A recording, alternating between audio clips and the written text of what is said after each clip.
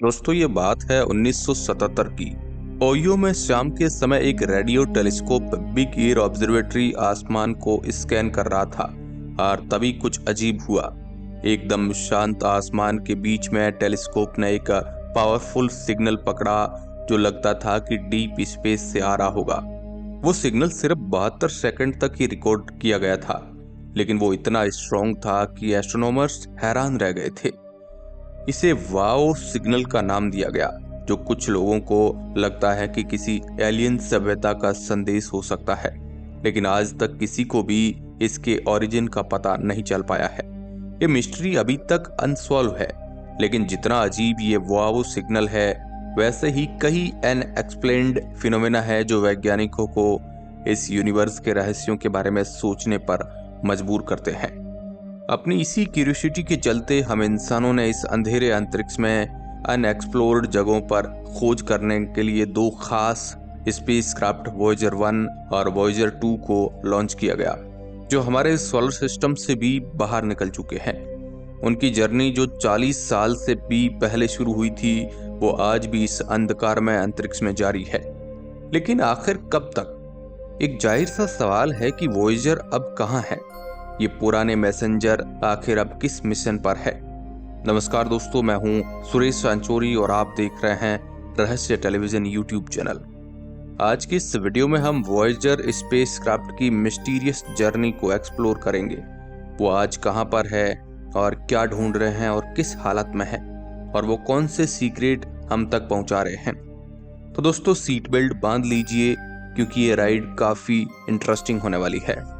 साल 1977 एक ऐसा समय था जब ह्यूमैनिटी डिजिटल एज के करीब खड़ी थी। स्पेस रेस की दुनिया से काफी दूर दो स्पेसक्राफ्ट शांति से तैयार किए जा रहे थे, ताकि वो हमारे सोलर सिस्टम के बाहर तक का सफर कर सके। वॉयेजर 1 और वॉयेजर 2 को नासा ने एक सिंपल गोल के साथ लॉन्च किया था: outer planet Jupiter, Saturn, Uranus और नेपच्यून के बारे में इंफॉर्मेशन इकट्ठा करना और फिर कॉस्मोस में गायब हो जाना। एक कभी वापस न आने वाली यात्रा पर इनको जाना था। किसी को भी ये अंदाजा नहीं था कि ये दो सिंपल स्पेसक्राफ्ट एक ऐसे रास्ते पर निकल रहे हैं जो दशकों तक चलेगा। ये मिशन ग्राउंड ब्रेकिंग था। उस वक्त हमारे पास आउटर सोलर सिस्टम के बारे में काफी लिमिटेड नॉलेज थी और स्पेसक्राफ्ट को हमारे जाने पहचाने प्लैनेट के बाहर भेजना लगभग इम्पॉसिबल लगता था। लेकिन एक रेयर प्लैनेटरी अलाइनमेंट जो हर 175 साल में होती है, उसकी वजह से वॉयेजर को मल्टीपल गैस जायंट के पास होकर गुजरने का मौका मिला, जिसे ग्रांड टूर कहा जाता है। इस मिशन से हमें ऐसी इमेज और डाटा मिला जिसने हमारी यूनिवर्स की समझ को ही पूरी तरह से बदल दिया। लेकिन जैसे जैसे साल गुजरते गए, मिशन का गोल भी बढ़ता गया। अब ये सिर्फ प्लैनेट का स्टडी करने तक ही सीमित नहीं रह गया था, अब ये और ज्यादा एम्बिशियस बन गया था। दूर के एलियंस को एक संदेश भेजना इसका मकसद बन गया था। हर स्पेसक्राफ्ट के अंदर एक गोल्डन रिकॉर्ड था, एक कलेक्शन ऑफ साउंड और इमेज जो अर्थ पर लाइफ और कल्चर की डाइवर्सिटी को रिप्रेजेंट करते हैं।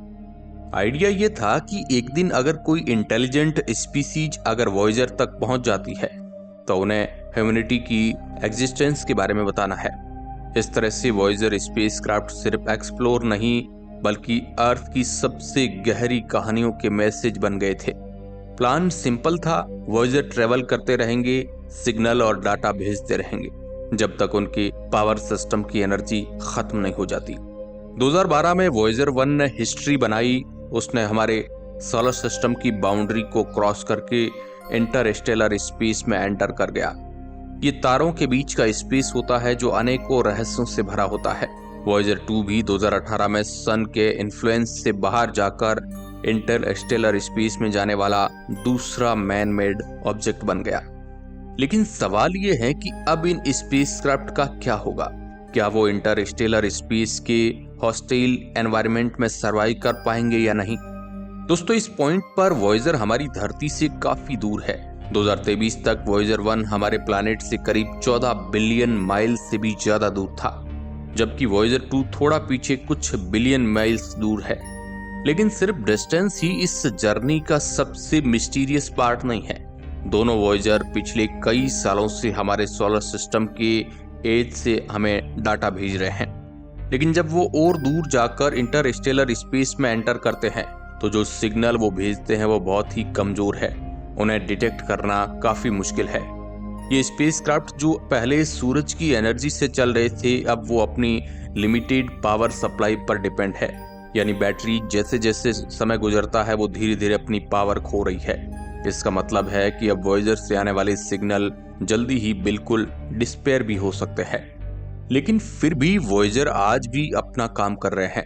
सोलर सिस्टम के बाहर के एनवायरनमेंट के बारे में डाटा कैप्चर कर रहे हैं। वो इंटरस्टेलर पार्टिकल्स की डेंसिटी मेजर कर रहे हैं। स्टार्स के बीच के वॉइड में भरने वाले मैग्नेटिक फील्ड और कॉस्मिक रेडिएशन जो यूनिवर्स को पैरामीट कर रहा है उसकी खोज कर रहे हैं। जैसे जैसे इनकी पावर कम हो रही है वो ऐसे डाटा कलेक्ट कर रहे हैं जो एक दिन साइंटिस्ट को यूनिवर्स की ग्रेटेस्ट मिस्ट्रीज को अनलॉक करने में मदद कर सकते हैं।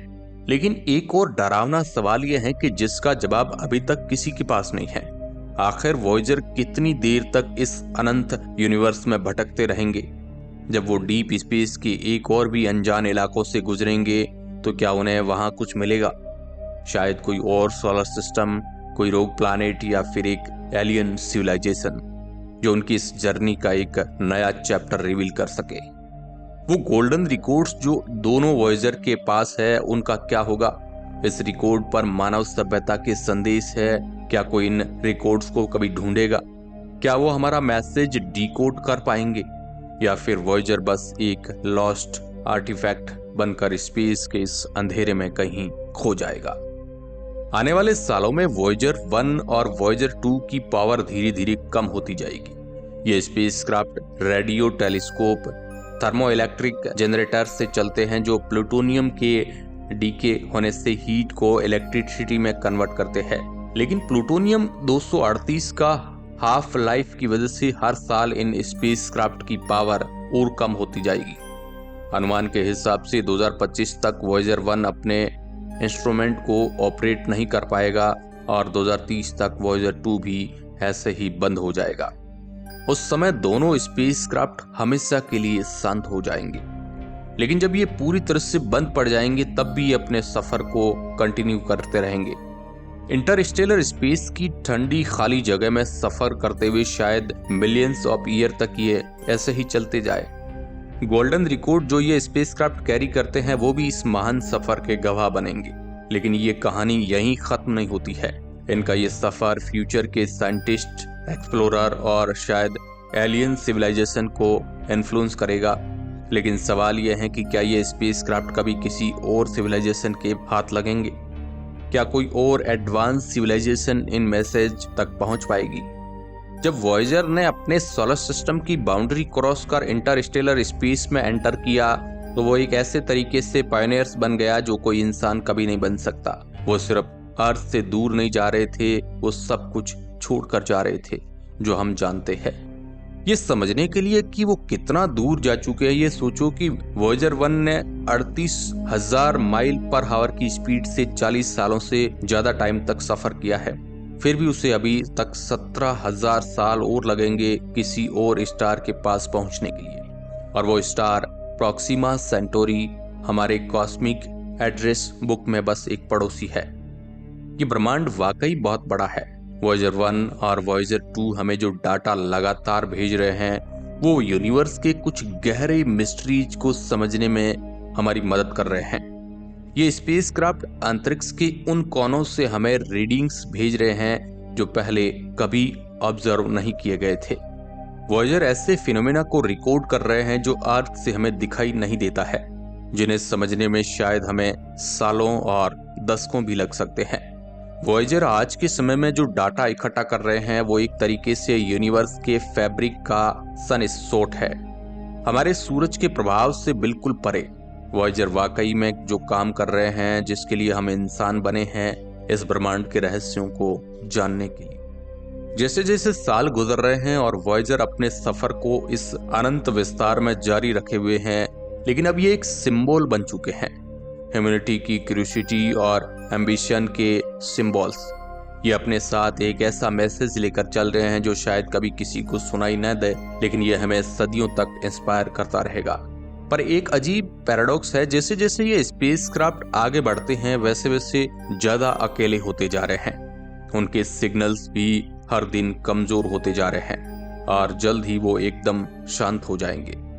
लेकिन इंसानियत की हिस्ट्री में ये हमारे सबसे डेयरिंग और गहरे प्रयास के रूप में हमेशा जीवित रहेंगे। हमने अपने आप का एक हिस्सा यूनिवर्स में भेजा है, ये उम्मीद करते हुए कि एक दिन शायद कोई इसे खोज पाएगा और अर्थ के लोगों की कहानी को समझेगा। वॉयेजर स्पेसक्राफ्ट हम इंसानों की उम्मीद लेकर चल रहे हैं, लेकिन वो ये भी दिखाते हैं कि इस यूनिवर्स के बड़े प्रोस्पेक्टिव में कितने छोटे हैं हम। सच ये है कि वॉयेजर हमें अब कभी भी वापस नहीं मिल सकते हैं। स्पेस के अंतहीन सफर पर निकले ये मुसाफिर लगातार आगे बढ़ रहे हैं, अपने साथ एक ऐसी सिविलाइजेशन की यादें लेकर चल रहे हैं जो सपने देखने की हिम्मत रखती थी। ह्यूमैनिटी की इस काबिलियत को शायद एलियंस भी सलाम करना चाहेंगे।